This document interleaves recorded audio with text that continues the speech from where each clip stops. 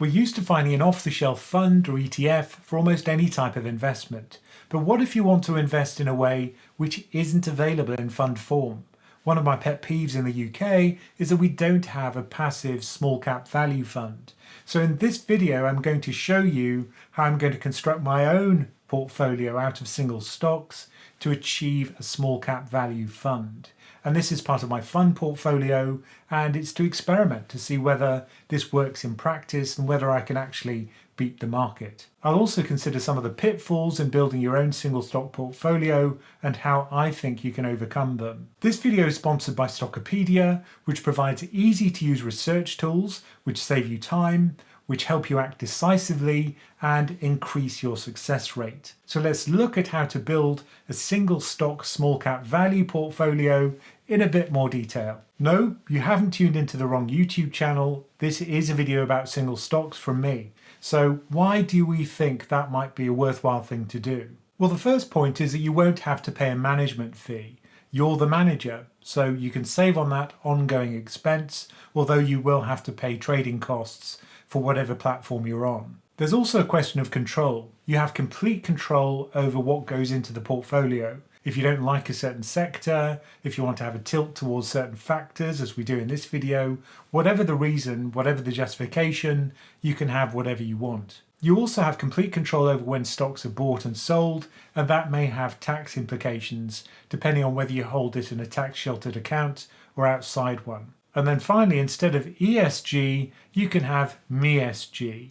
You can choose the criteria by which you select stocks. If your judgment of what's good and bad in society is different from that of other people, well, you can have whatever you want. So you don't have to choose somebody else's ESG, you can choose your own. Now, of course, a single stock portfolio also comes with drawbacks. I'd say the most important one is time, because it is very time consuming having to choose stocks, monitor them, rebalance the portfolio.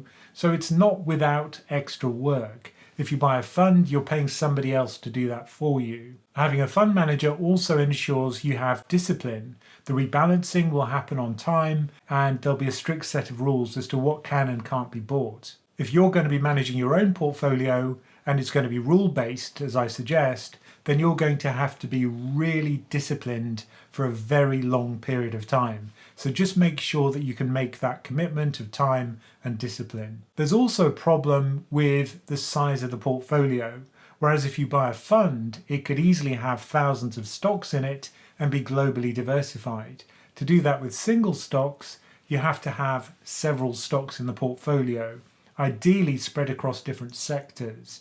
There are ways you can do that, and we'll talk about them, but you will be more concentrated than you would, say, in a global stock fund. There are also cognitive biases which are particularly strong for single stocks. It's easy to get swept up into a narrative about a single stock, and then you become wedded to that stock.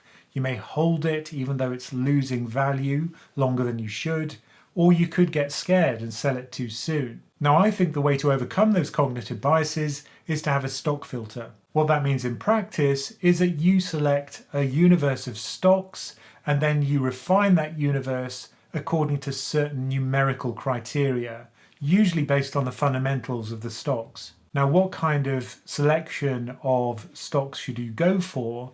Well, ideally you'd go for something which is a factor approach, which have been proven to beat the market long term. Now in the US, if we use the Bogleheads spreadsheet, the Simba spreadsheet, that goes back to 1930, it shows you the total real returns, inflation adjusted, with dividends reinvested, for a variety of investment styles.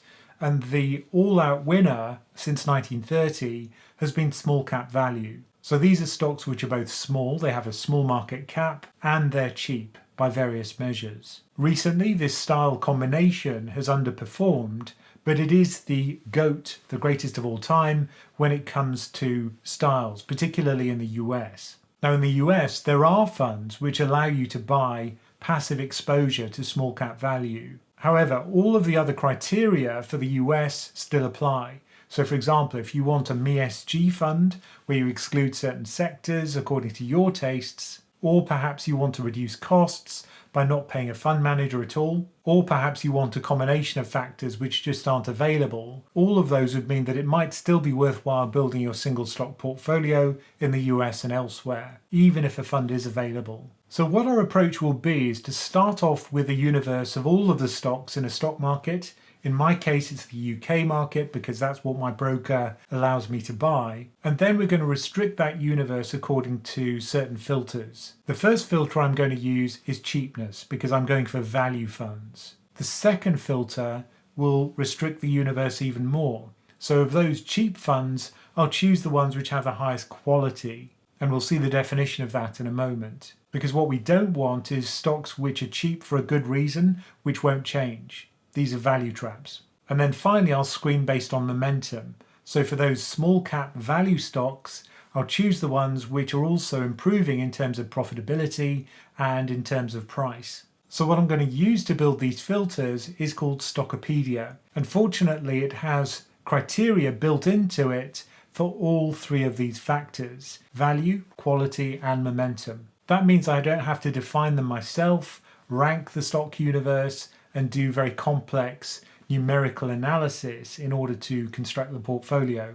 A lot of the heavy lifting is done for me. For example, if we want to screen in Stockopedia for cheap stocks, we'll use their definition of value. Their value ranking combines three different approaches to valuation. These are earnings ratios, for example, price to earnings ratio, where you take the price of a stock and divide by its profits. Or you could look at price to sales, that's the top line, the revenue generated by a company. Then we also look at things like asset ratios, where you look at price to book value. Book value is an accounting measure of what a company's worth. So here we'd be looking for low price to book values for reasonably priced companies. Then finally, we'd look at an income ratio, which looks at the dividend paid by a stock divided by its price. So if the dividend yield is high, that means a stock is reasonably valued. So we don't just use one valuation measure, we combine multiple ones when we create the value ranking in Stockopedia.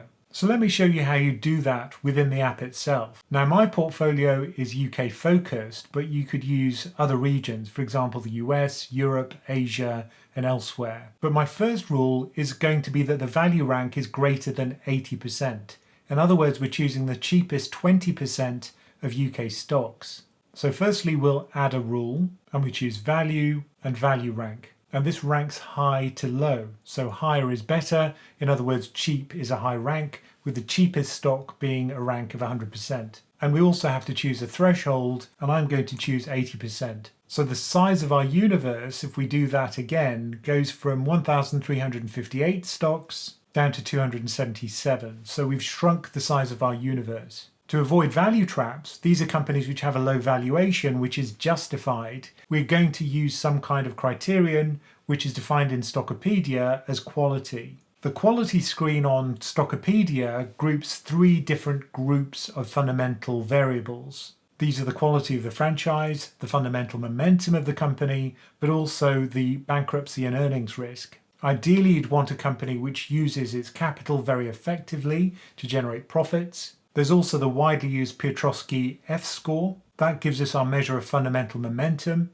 And then finally, what we don't want is a company that's going to go bankrupt, because as an equity holder, we'd lose everything. Our recovery rate would be zero. So we'll add another rule. We'll choose quality and we'll choose quality rank. Now notice that we could use any of these measures of profitability or any of these measures of margin or liquidity, solvency, or any of these other measures. We'll add the rule and I'll set the threshold for this a bit lower at 60%. And that's reduced the size of our investable universe to just 144 stocks. The final Stockopedia screen that we'll use is based on momentum, which is based on two things. Price momentum is the price of the stock falling, and here it uses various measures of that, like relative strength, but also share price proximity to its 52-week high, for example. And we'll also look at how the profits are changing over time. Are they improving or are they deteriorating? Ideally, we want something which is turning around and improving. So we'll add another rule, and this time we choose momentum and momentum rank. And here again we'll choose 80%, and we go from 144 stocks down to 32. So already the stock screen is looking more restrictive. Now we wanted a small cap portfolio, but not tiny cap. So we'll add two rules for market cap. So that would be called size. We use market cap and it's in sterling. So we want that to exceed, say, £100 million. We'll exclude the really tiny companies. That takes us down to 23 stocks. And because this is a small cap portfolio, we'll restrict the upper limit on market cap to £1 billion. And that takes us down to 13 stocks. And it's a small cap, value, momentum, quality portfolio. So our very small universe, which we've narrowed it down to, combines three different factors. These are small stocks. They have a small market cap, but not too small. They're relatively cheap, and they also have high quality. In addition, they're momentum stocks. Their price is turning around and or their profits are turning around. The reason why there are a few stocks in the portfolio is that it's quite a stringent screen. We've been very particular about the types of stocks which we're willing to accept. If we wanted to make the universe bigger, we could just reduce the thresholds on some of those criteria that we've chosen. Now, if we do want to drill down into individual companies to see what their fundamentals are, let's, for example, look at Severfield. I'm very impressed with the clarity with which this information is displayed. There's a huge amount of information on this screen, but it's very clearly presented. We've got valuation measures here, both forward-looking and also backward-looking, trailing 12-month. We've got those quality measures. We've got the health trends, for example, the Petrovsky F-score, the bankruptcy risk, the Z1 score. And if you want to see the definition of any of these, you just click on them. And then you can see the individual criteria for each of the stocks. So here, for example, you can see that Severfield has a fairly low bankruptcy risk, but it does fall down on three criteria: the proportion of liquid assets, the value of the firm relative to its liabilities, and the productiveness of the assets in terms of sales. And if you want to see the year-by-year financial summaries, you can see those in these tables. And of course, you can see those in graphical form, so you can see what the historical range looks like. If you do want to try out Stockopedia for yourself, then viewers of PensionCraft get a special 25% discount. To get access to that, use the link in the description below. And it comes with a 30-day money-back guarantee, so if you don't like the product, you'll get a refund. Now, I've said that small cap value works well historically in the US. How about in the UK? And particularly, how about for this combination of factors, or styles as they're called by Stockopedia? Fortunately, they've done this analysis themselves. There isn't a huge amount of history in their backtests, but what they've tried to do is classify stocks according to their three criteria on three different styles. So the letters Q, V, and M stand for quality, value, and momentum. Where you see a big green bar for quality means it's high quality, a big green bar for value means that the stocks are cheap, and a big green bar for momentum means that this is a turnaround stock. Red bars, in contrast, mean the opposite. So a super stock would have high quality, high value, high momentum. That's the way we built our screen, remember. All of our stocks are super stocks by this definition. And then the opposite are sucker stocks. I'm not sure why anyone would want to buy these, but these combine low quality, they're expensive, and they also have deteriorating profits and falling prices. So we can look at the empirical performance of these filters if we rebalance annually to see how well this strategy would have performed. The green line here shows you how those super stocks would have performed historically. You can see that they've beaten the FTSE All-Share fairly comprehensively over this period of time. There's been a few years of underperformance recently in 2022 and 2023, but overall there's a significant outperformance since 2013. In contrast, the sucker stocks, that's the red line, have underperformed the FTSE All-Share. Now, if these filters were just nonsense, then they just produce random performance relative to the FTSE All-Share. As you can see, that's clearly not the case. Now, this strategy rebalanced on an annual basis, and so it didn't require a huge amount of work. And note that this was for the UK universe, which is what I'm going to be using. So these results, although they don't have a huge long history, at least they are reassuring that we're on the right track. Now, there are some caveats that go with one of these single stock portfolios. Firstly, these are illiquid stocks. In other words, they have large bid-offer spreads. So if you trade them a lot, you're going to be paying a lot to the broker because the buying and selling price will be quite different. Now, if we're just rebalancing once a year, that won't be such a large cost, but it will be higher than it would be for large caps, say. So it's something to be aware of. Also, these small caps tend to be quite volatile. Their prices tend to fluctuate much more in a typical year. So experiencing periods of drawdown is to be expected. These are also cyclical stocks. They're very sensitive to growth. And usually small caps tend to get a lot of their revenue from just one country. They're not multinationals. So these are tied to the economic performance of the UK and GDP in the UK. Another problem is that there is no proven business model for some of these stocks. They haven't been around long in some cases, and perhaps their business model is not fully valid. And then finally, what we want to avoid are value traps. Now, both of these last 2 points will be mitigated somewhat by using our quality criteria. But of course, there are no guarantees. We could use these very sensible criteria, even though the backtests look good, and still underperform. But that's why it's my fun portfolio.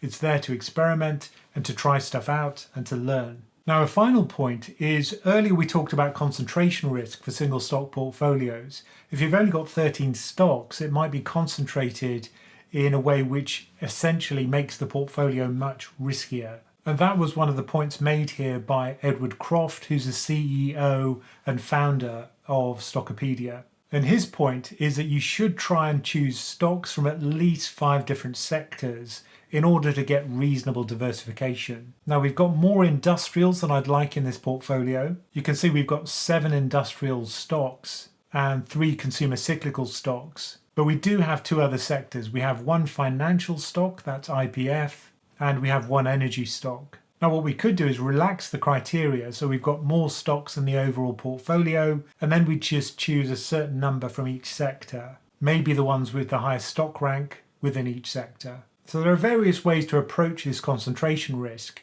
but it's certainly something to be aware of. So I hope that's helped you learn about how to go about this selection process for stocks and how to be rigorous about it and try and avoid cognitive biases which creep in if you don't use some kind of mechanical rule.